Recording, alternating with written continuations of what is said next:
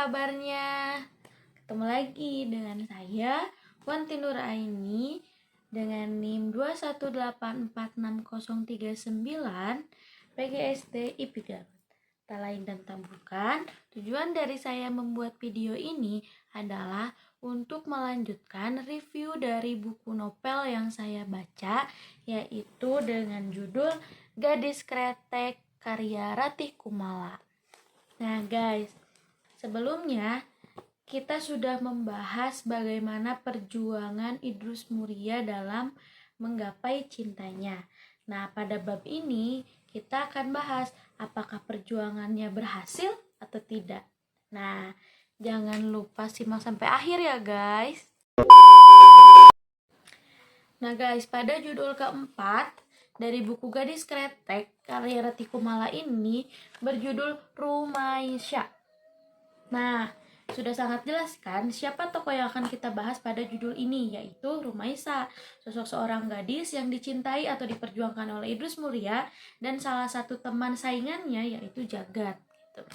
Nah, pada kalimat pertama yang terdapat pada judul ini bahwasannya perjuangan dari sosok seorang Idrus Muria dalam merintis bisnisnya kemudian belajar membaca itu berbuah hasil guys, karena pada saat Idrus Mulia bersama ibunya mendatangi keluarga dari juru tulis itu, yaitu keluarga dari Rumaisa, ternyata lamarannya diterima gitu. Walaupun dengan beberapa syarat yang harus ditempuh oleh Idrus Mulia. Salah satunya yang pertama, Idrus Mulia harus bisa membaca dan menulis, karena anggapan dari ayah Rumaisa bahwasannya sosok seorang suami harus lebih pintar daripada istrinya karena perlu untuk mengayomi sosok seorang istri gitu. Terus syarat yang kedua, Idrus Muria tidak boleh membawa anaknya keluar dari rumah tersebut karena Rumaisa merupakan anak sematawayang dari juru tulis tersebut gitu. Jadi sehingga sesudahlah menikahnya Idrus Muria dengan Rumaisa, Idrus Muria yang mengikuti tinggal di rumah juru tulis tersebut gitu. Singkat cerita, sudahlah Idrus Muria tinggal bersama istrinya dalam ikatan pernikahan gitu. Nah, suatu hari sudahlah dipergaulinya dia Rumaisa oleh Idrus Muria sehingga jadilah janin ataupun jabang bayi pada tubuh Rumaisa gitu. Nah, pada saat itulah Klobot yang dikelola oleh Idrus Muria semakin hari semakin berkembang gitu, semakin tumbuh gitu, sehingga sudahlah tepat menurut dia di mana dia harus memperbaiki Klobotnya gitu, dari tulisan dari awalnya merek yang ditulis secara langsung oleh dia menjadi percetakan khusus gitu. Nah, untuk tahap pertamanya dia itu perlu berfoto karena dia berpikir bahwasannya dia ingin memiliki Klobot yang dimana terdapat foto dia gitu, sehingga dia bisa dikenal oleh banyak orang gitu. Nah, kemudian pamitlah Idrus Muria kepada istrinya yang sedang hamil tersebut gitu. Nah, pada masa tersebut Idrus Muria berpamitan ingin pergi ke tempat percetakan gitu. Nah, ke tempat percetakan itu Idrus Muria berjalan seorang diri gitu. Kemudian datang ke tempat percetakan, ternyata tempat percetakannya tutup. Tetapi pada saat itu Idrus Muria baru sadar bahwasannya di tempat itu ataupun di kota itu semua penduduk sepi, tidak ada yang membuka. Bahkan pada saat malam tadi dia baru menyadari ternyata perjalanannya itu sangatlah gelap, tidak ada lampu petromak yang menyala di depan halaman rumah-rumah masyarakat tersebut. Nah, dari sanalah saking gembiranya Idrus Muria menggenggam pas fotonya, dia melanjutkan perjalanan untuk mencari tukang cetak yang lainnya. Akan tetapi pada masa tersebut dia merasa bahwasannya dirinya sudah diawasi oleh seseorang gitu. Nah, pas dan tak lain tak bukan dia berbalik badan, ternyata dia sudah disergap oleh prajurit Jepang. Nah, kemudian dia dibawa ke Surabaya gitu dengan tujuan dia dipekerja secara paksa oleh Jepang. Nah, bagaimana istrinya? Nah, istrinya sudah menunggu dia sejak lama dari siang sampai malam. Nah, hingga datanglah rasa khawatir yang sangat membuat dirinya takut akan kehilangan suaminya tersebut gitu. Nah, ayahnya tidak hanya diam saja si juru tulis itu gitu. Karena si juru tulis itu sekarang sudah tidak mempunyai pekerjaan dikarenakan dia sosok seorang juru tulis yang dimana juru tulis itu diawasi pergerakannya oleh tentara Jepang karena dianggap sebagai mata-mata dari Belanda gitu, sehingga sudahlah gitu si juru tulis itu tidak memiliki pekerjaan lagi gitu. Makanya di saat Idrus Muria itu hilang, ayahnya atau si juru tulis itu ikut mencari di mana si Idrus Muria.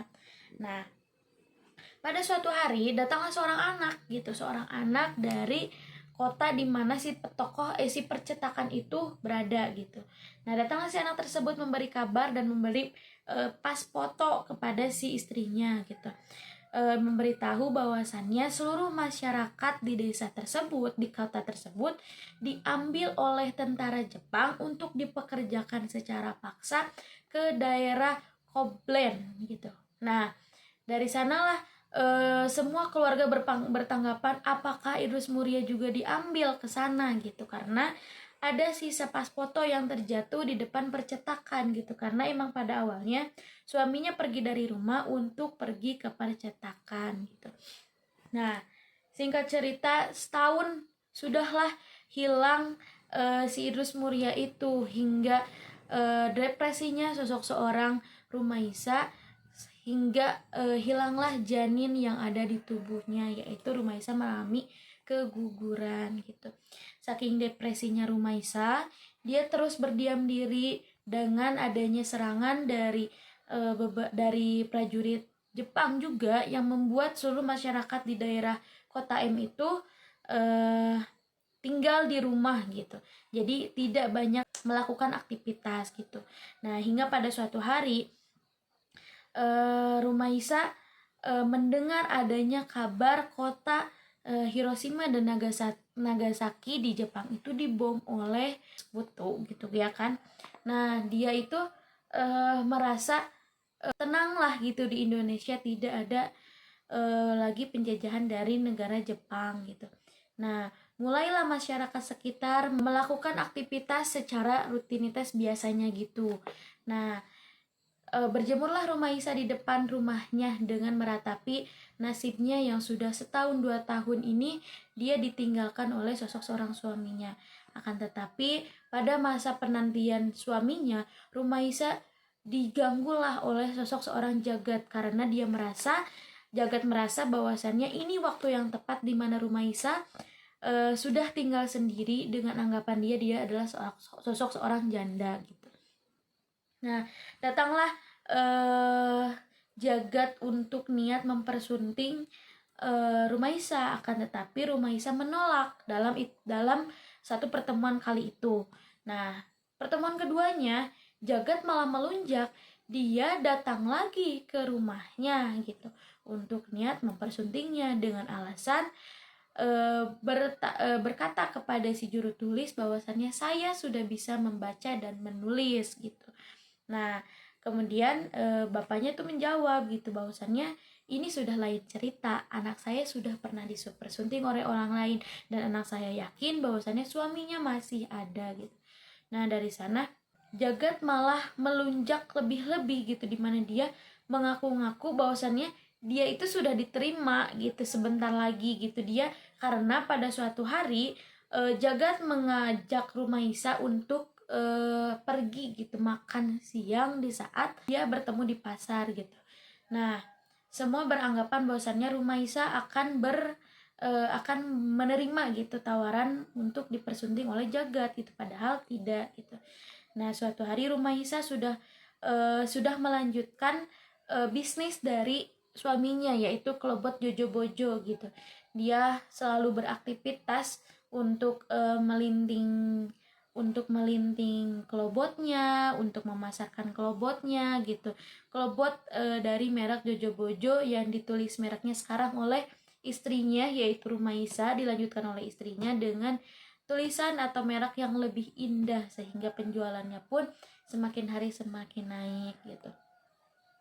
Nah, tibalah di saat Rumaisa itu diguyurkan gitu di tempat pemasaran dia bahwasannya Rumaisa akan menerima tawaran dipersuntingnya, sehingga dari sanalah Rumaisa merasa murka karena tidak pernah merasa dia menerima gitu, sehingga ditonjoklah si Jagat oleh si Rumaisa tersebut. Nah, singkat cerita tibalah di mana masa radio ataupun radio, yaitu benda berharga itu bisa digunakan lagi di masyarakat sekitar karena sudah penyetabilan kondisi. Nah, di saat sudah adanya kabar bahwasannya Indonesia merdeka yang diproklamasikan oleh Insinyur Soekarno, nah sebagian masyarakat yang diambil oleh Jepang ke kota Surabaya kembali salah satunya masyarakat yang berada di kota M tersebut di sekitaran tempat percetakan. Nah, Rumaisa tidak kalah gitu, ingin mencari kabar tentang suaminya. Dia mendatangi masyarakat di kota tersebut. Dia mencari suaminya, apakah suaminya masih ada atau mereka pernah menjumpai. Ternyata benar, mereka pernah menjumpai sosok seorang Idrus Mulia gitu.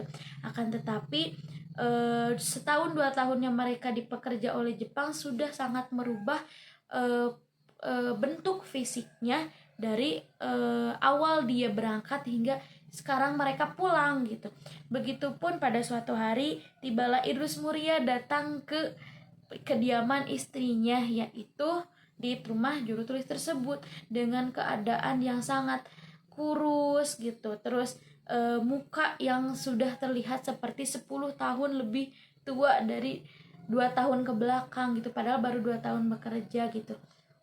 Nah, tumpahlah air mata si Rumaisa itu karena saking senangnya bahwasannya suami yang dia tunggu-tunggu datang dengan keadaan sehat lengkap tanpa kekurangan apapun. Nah, tibalah di mana pertemuan antara Rumaisa dengan Idrus yang akan menyimpan barangnya ke pasar, ketemu dengan Jagat gitu yang sama sedang menyimpan barang ke pasar gitu.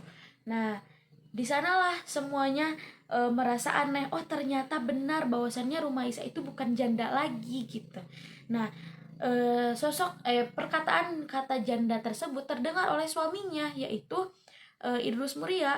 Nah, bertanya Idrus Mulia, mengapa kalian berkata bahwasannya istri saya adalah janda gitu. Nah, dijelaskanlah oleh orang-orang tersebut bahwasannya kemarin-kemarin istrimu sudah hampir ingin dipersunting oleh Jagat. Nah, dari sanalah naik emosi dari sosok seorang Idrus Mulia dan istrinya pula, karena dia juga sudah geram dengan sifat si Jagat tersebut. Dia tidak bisa menahan amarah dari sosok seorang suaminya gitu, sehingga didatangilah Jagat oleh Idrus Mulia dan Rumaisa gitu. Nah, di sanalah mereka berantem sehingga sudahlah tenar nama Jagat Raya dipermalukan 2 kali oleh satu pasangan tersebut. Yang pertama oleh istrinya yang ditampar habis-habisan di pasar karena dia sudah menganggap bahwasannya dia sudah menerima pindangannya, padahal tidak. Yang kedua oleh suaminya sendiri karena menganggap istrinya sudah janda padahal suaminya masih hidup. Nah, begitu guys, judul keempat dari novel Gadis Kretek, yang dimana di situ disebutkan bahwasannya perjuangan sosok seorang istri menanti sosok seorang suami dengan sabarnya gitu, walaupun hingga akhirnya dia kehilangan anak pertamanya gitu. Akan tetapi semangat untuk menunggu suaminya tidak pernah hilang. Kalaupun misalkan dia sempat terjatuh, tetapi dia terjatuh untuk meninggi gitu, meninggi untuk melanjutkan bisnis suaminya. Hingga tibalah pada akhir cerita, perjuangan sosok seorang istri tersebut dibalas dengan tibalah Idrus Mulia dari Surabaya gitu guys. Nah guys, itu saja yang dapat saya sampaikan dalam judul keempat dari buku ini guys. Nah, kedepannya seperti apa? Jangan lupa simak terus video ini hingga akhir. Oke guys, terima kasih. Billahi taufiq walhidayah. Wassalamualaikum warahmatullahi wabarakatuh. Dadah. Mwah, mwah, mwah.